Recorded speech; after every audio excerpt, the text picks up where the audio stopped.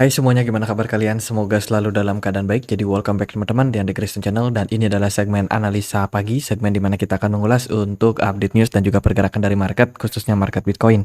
Guys, hari ini kita berada di tanggal 7 April 2024 ya. Dan kita berada di hari Minggu. Minggu depan kita akan dapat beberapa rilis data juga dari market, teman-teman. Kita akan lihat data-data apa saja yang akan kita dapatin untuk minggu depan. Mulai minggu depan kayaknya pemerintah Indonesia udah menerapkan kebijakan libur lebaran ya teman-teman. Mulai dari hari Senin tanggal 8 April itu udah mulai libur sampai 2 minggu ke depan sepertinya ya. Jadi buat teman-teman mungkin yang lagi di perjalanan mudik atau yang akan mudik ya, hati-hati di jalan ya teman-teman. Dari market kita akan dapat beberapa data yang cukup penting, itu mulai dari hari Rabu, yaitu ada rilis data CPI and Core CPI dari Amerika Serikat. Ini merupakan data inflasi yang akan kita dapetin. Kalau kita lihat dari forecast-nya, CPI diprediksi bakalan meningkat ya dari 3,2% menjadi 3,4%, yang berarti negatif teman-teman. Kalau CPI-nya naik, otomatis inflasi juga naik, dan the Fed akan semakin lama dalam hal hold suku bunganya. Kalau kita lihat sih dari data core-nya justru turun ya. Dari 3,8 ekspektasinya adalah turun menjadi 3,7. Ya semoga aja inflasi benar-benar mengalami penurunan. Kemudian lanjut di hari Rabu nanti akan ada rilis data terkait dengan crude oil inventory. Lalu di hari Kamis beberapa rilis data.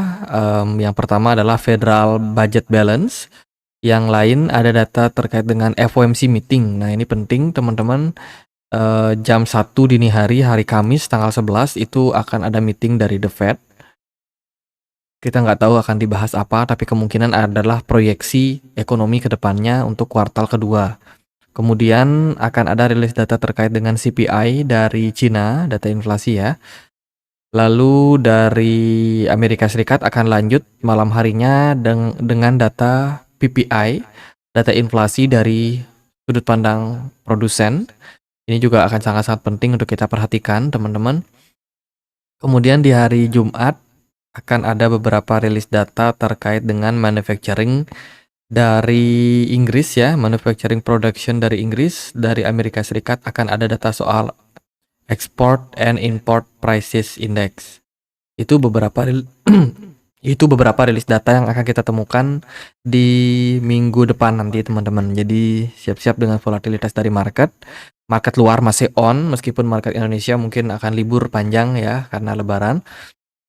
Tapi ya overall teman-teman bisa manfaatkan waktu untuk ambil posisi nih sepertinya, karena beberapa rilis data penting ini mungkin akan membuat fluktuatif pada market khususnya Bitcoin. Nah, kita lihat lagi beberapa data dari hedge fund. Ya, saat ini pergerakan dari market khususnya beberapa perusahaan manajer investasi yang besar, Grayscale itu masih dalam posisi outflow yang cukup tinggi.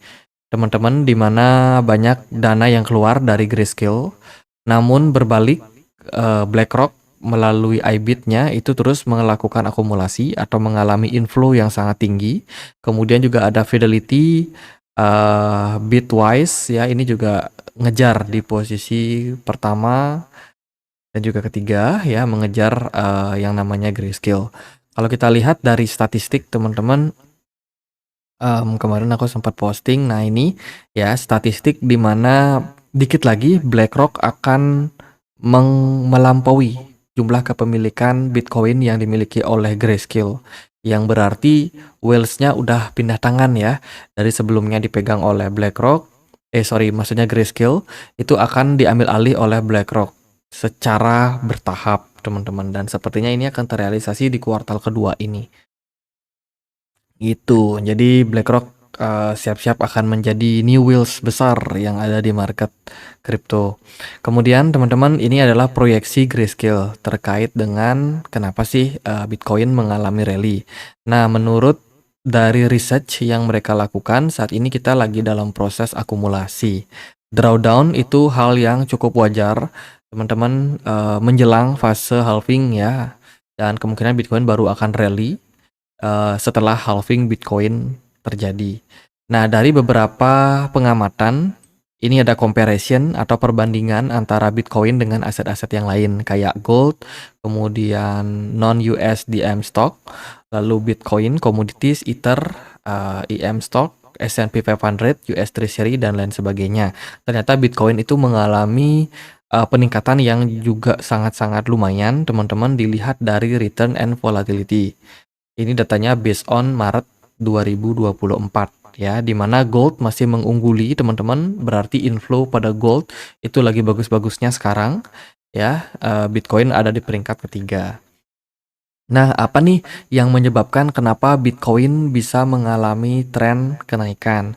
Kalau kita lihat sih dari sini dijelaskan bahwa kenaikan yang terjadi pada beberapa aset tersebut ini disebabkan karena isu penurunan suku bunga ya, terkait dengan beberapa bank sentral yang bakalan dilakukan teman-teman. Nah, Bitcoin ini akan mendapatkan sentimen positif bila mana bank sentral khususnya Amerika Serikat dan kedepannya akan diikuti oleh bank sentral lain itu memangkas suku bunganya.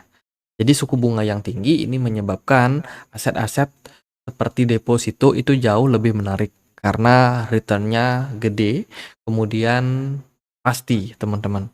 Nah, itu biasanya menjadi salah satu sentimen. Tapi ketika suku bunganya udah diturunkan, deposito udah nggak menarik lagi, maka siap-siap aliran dana akan masuk ke market-market yang lebih berisiko, yang punya potensi menghasilkan keuntungan yang lebih besar. Biasanya sih akan masuk ke market saham, komoditi, dan juga Bitcoin gitu. Jadi narasi terkait dengan penurunan suku bunga akan sangat-sangat support. Kemudian teman-teman, ini ada berita dari Cina ya, lebih tepatnya di Hong Kong sih teman-teman.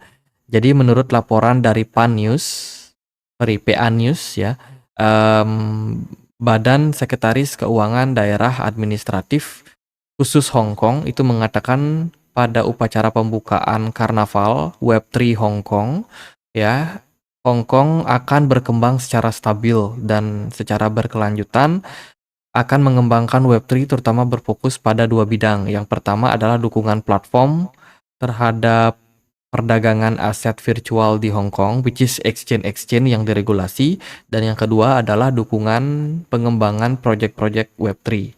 Ini bisa menjadi salah satu narasi yang bagus, di mana kripto dengan narasi Hong Kong atau token-token Hong Kong, token China, itu sempat booming ya kemarin di 2023, dan kemungkinan narasi tersebut masih akan berpeluang digoreng lagi di tahun 2024 ini.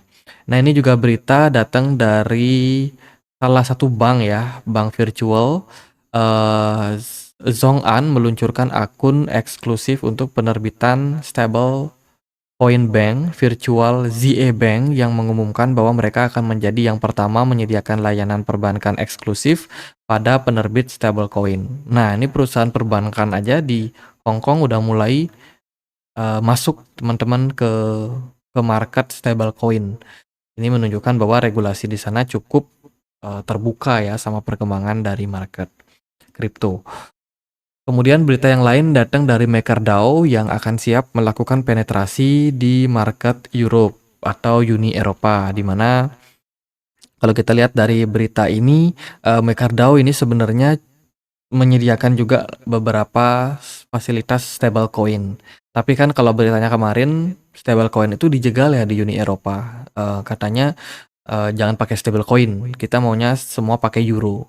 Jadi MakerDAO di sini sepertinya sih bakalan coba melakukan penetrasi tersebut dengan tetap mengikuti protokol dari MiCA sendiri.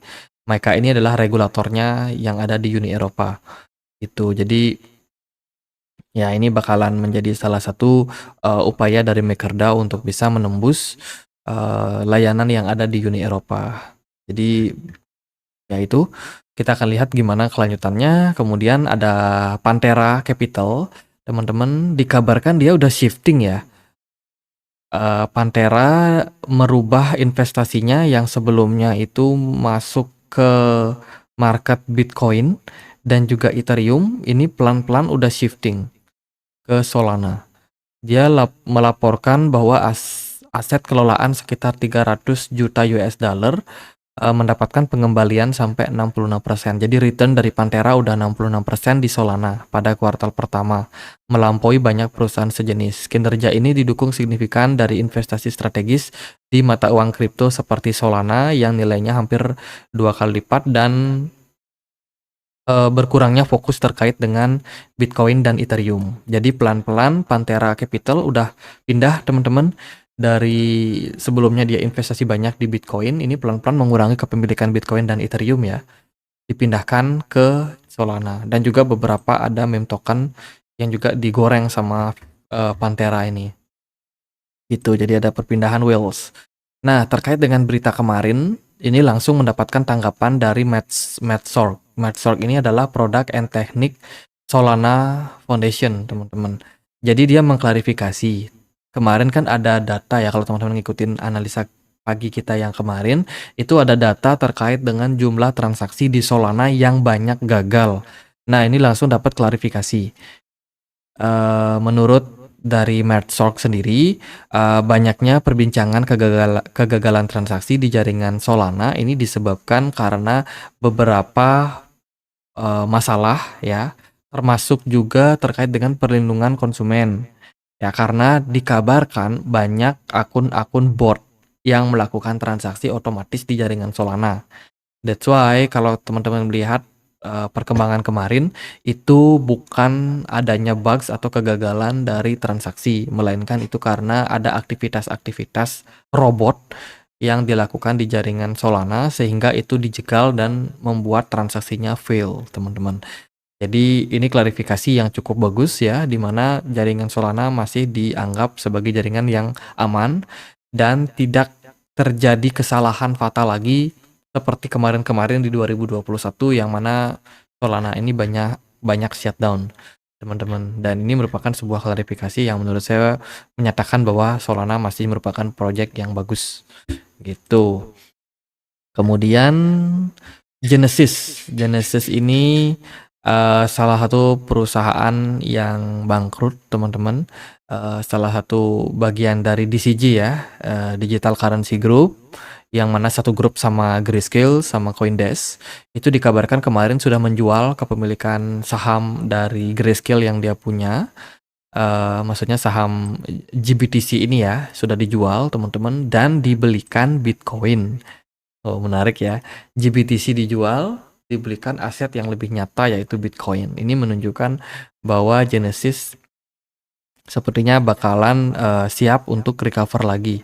Teman-teman melihat penurunan dari harga GBTC yang terus mengalami arus keluar ya. Itu kemudian berita datang dari jumlah perdagangan bursa crypto exchange itu mengalami kenaikan lagi, teman-teman, dalam beberapa bulan terakhir ya, diukur dari Desember 2023 sampai April 2024, perdagangan di bursa kripto di bursa exchange itu meningkat sekitar 5%. Ini menarik, menunjukkan bahwa makin banyaknya akumulasi yang udah dilakukan secara diam-diam baik dari institusi maupun para retail. Jadi buy on the deep. Jadi ini berita yang bagus juga untuk perkembangan dari kripto, teman-teman. Khususnya harganya yang diprediksi bakalan rally lagi ya. Itu beberapa rilis data yang penting untuk kita sampaikan. Sekarang kita akan lihat gimana sih pergerakan dari market Bitcoin. Teman-teman, kita lihat dari time frame daily dulu ya. Pergerakan Bitcoin overall masih cukup bagus. Bitcoin ketahan di kisaran level 68.000 yang merupakan level yang cukup penting, teman-teman. Saya rasa disebabkan karena di level tersebut kita pernah berada dalam all time high di tahun 2021. Jadi kita ngetes lagi tuh level support tersebut. Masih kuat nggak? Masih banyak nggak buyers yang mau beli? Ternyata masih banyak. Volume perdagangan bagus, meskipun smart money mengalami penurunan, tapi ini masih tergolong positif buat Bitcoin. Kemudian BTC dominance di perdagangan kemarin ada penurunan tipis sekitar 0,67%. Beberapa aset mengalami kenaikan kayak Dogecoin, lalu ada Kaspa, ada Litecoin, XRP, dan kawan-kawan ya. Altcoin kemarin agak sedikit hijau, teman-teman. Tapi apapun itu, Bitcoin menurut saya masih sangat-sangat bagus, pergerakannya belum ada indikasi, yang pasti akan turun atau koreksi dalam, teman-teman. Sementara masih konsolidasi sideways jangka pendek ya. Jadi buat Bitcoin saya rasa teman-teman masih bakalan menarik untuk kita perhatikan. Namun ya ini kembali saya ingatkan, beberapa analis melihat pergerakan Bitcoin ini ada kemungkinan double top ya, kemungkinan teman-teman, belum pasti tapi kemungkinan.